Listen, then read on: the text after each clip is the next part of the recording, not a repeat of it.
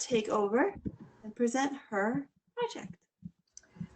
Hi, everyone. My name is Lorraine Black, and for my 881 capstone project, I looked at customer behavior and its impact on the supply chain. And to make sure my audio doesn't skip, I'm going to turn off the video. Okay, next slide.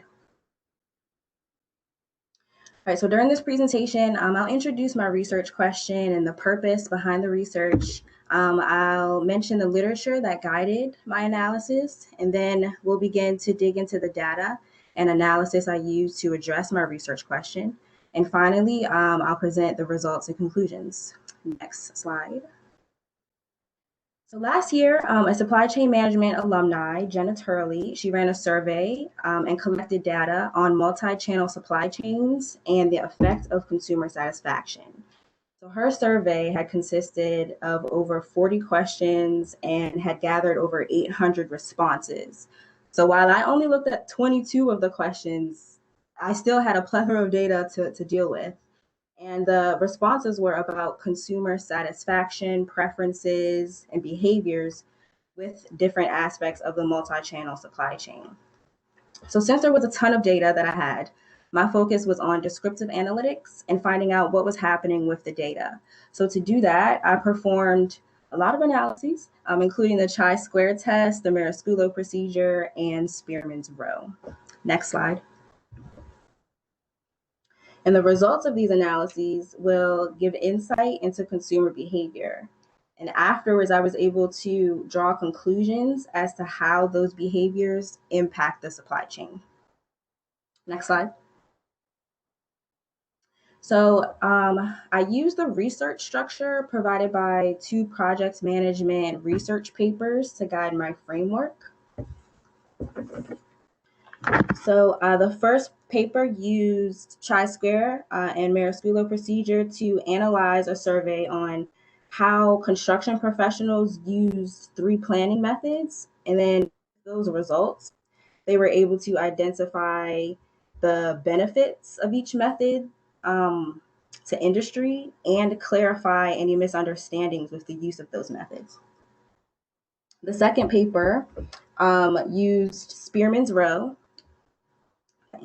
to discover themes in data and to identify challenges with that each of those themes possessed to the construction industry regarding roles of schedulers and schedules. Next slide. So while preparing the data from the survey for descriptive analysis, I was able to identify aspects of the multi-channel supply chain that the questions in the survey covered. So in that way, I was kind of able to bucket questions. So that's how I kind of began to organize the data in my head. And that's what you see in the top row. So there's data on consumer behavior within tracking, delivery times, etc. And then those topics are further broken down into hypotheses. So the survey questions that I was able to bucket into the different aspects of the multi-channel supply chain, I was then able to further break down into hypotheses that were created based on the trends and patterns seen in the data. And the hypotheses will be either fully, partially, or not supported once we perform the first step in the descriptive analytics, which is the chi-square test. In the chi-squared analysis, it tests to see if there's a relationship between two variables, which in my case are consumer purchase behaviors. And I performed over 50 chi-square tests, and that's because each hypothesis that you see can have multiple chi-squared analyses. So there were multiple relationships that I looked at that were used to support or not support these hypotheses. Next slide. So we're going to take a look at hypothesis 9, and I'm going to take you through the steps that I used just for this one example. So hypothesis 9 says consumers are satisfied with multiple delivery options, and the variables that we used in the chi-square test were question 29, consumer satisfaction with retailers that offer multiple delivery options, And question 43, the satisfaction of consumers with delivery time. And the significant chi-square results tell us that multiple delivery options and delivery time impact consumer satisfaction. Next slide.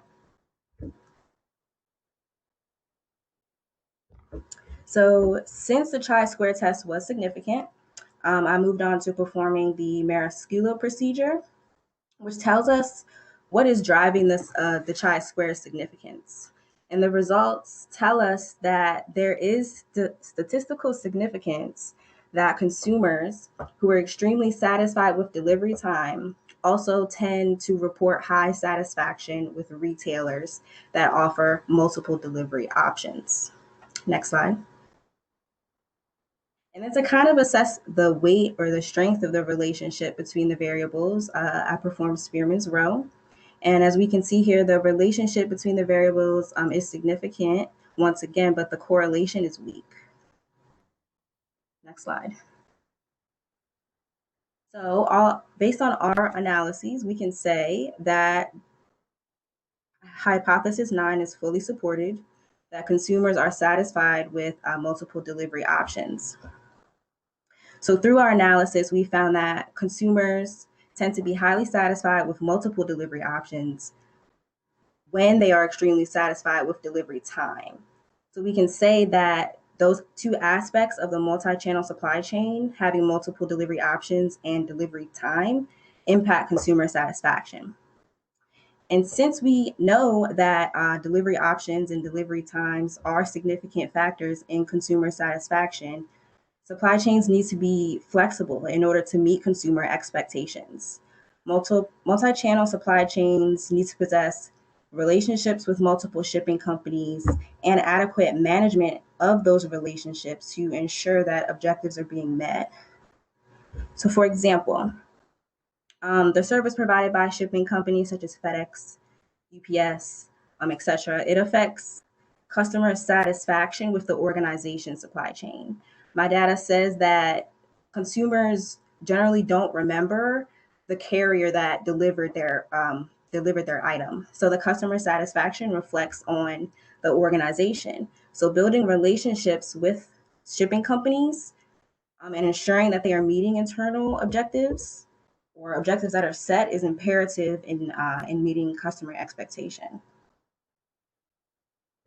Second, supply chain should also possess the ability to fulfill orders from multiple locations.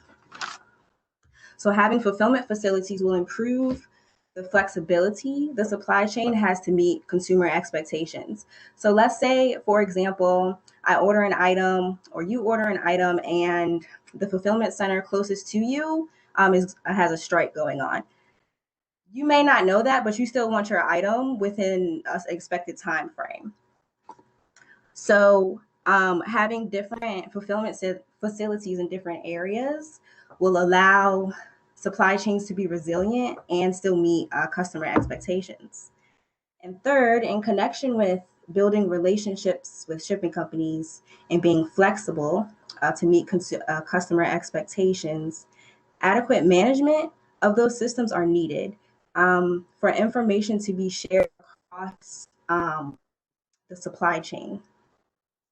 So back to the fulfillment example, an ERP system would help in mitigating solutions or finding solutions to help mitigate that issue while still preserving customer expectation. Next slide. So here again, we're looking at the table of hypotheses.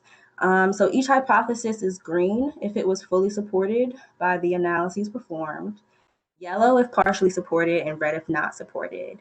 So just as I showed you as we went through hypothesis 9, I used those analyses to gain insights into consumer behavior and identify how those behaviors impact the supply chain. Next slide.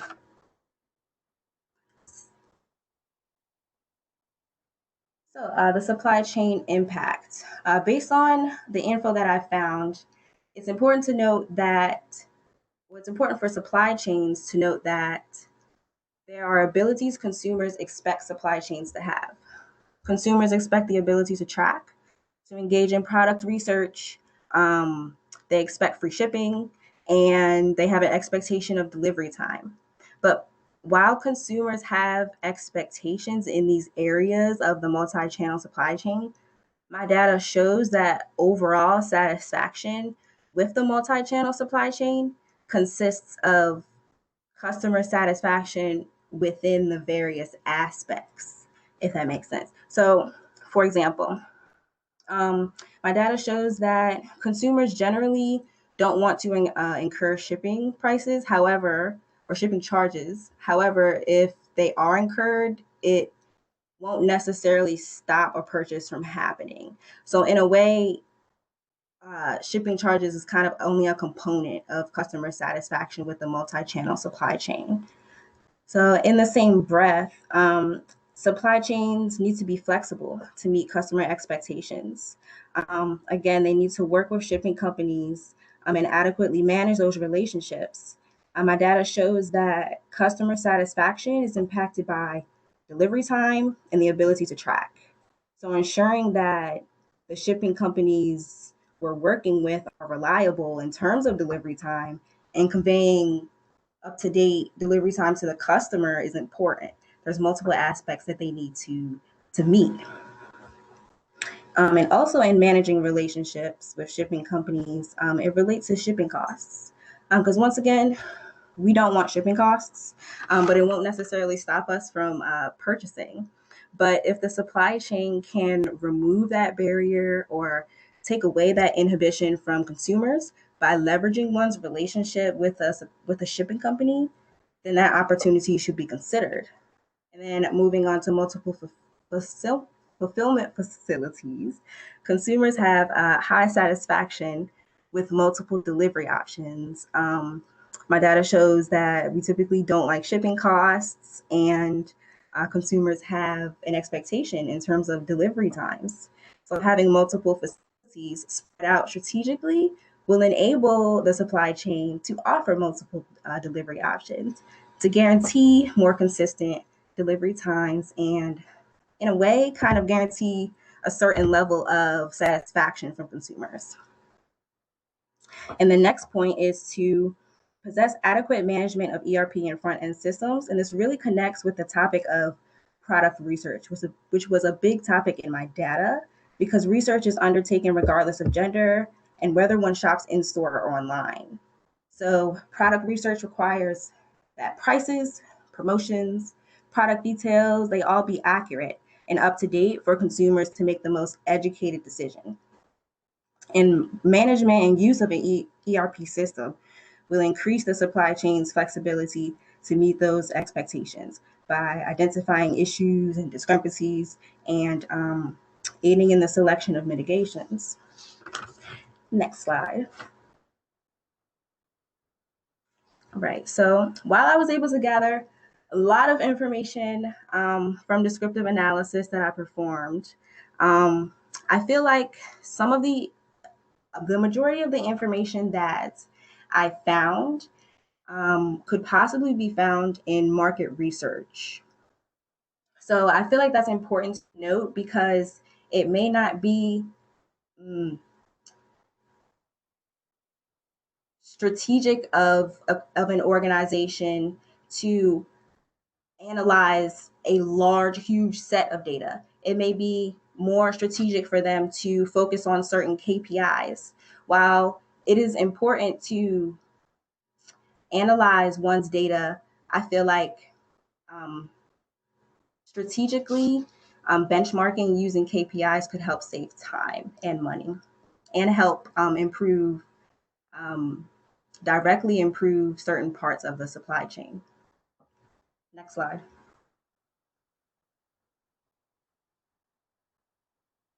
All right, so next steps. While I feel like I kind of just read the data and I kind of understood what was there, tried to bucket it and deliver it in a way that's understandable, I feel like the next step would kind of be to really add more depth to the analysis and align it with what's in the literature. Next slide. So here are just my references and acknowledgments. I definitely like to thank Natalie. I love how she introduces me to different analyses, and Professor Yao and Professor Han for the questions that I had in the beginning of the semester.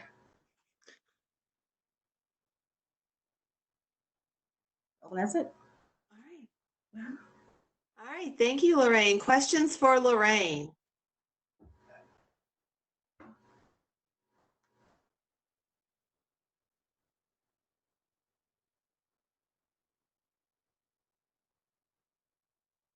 Should I take people off of mute, or are we good?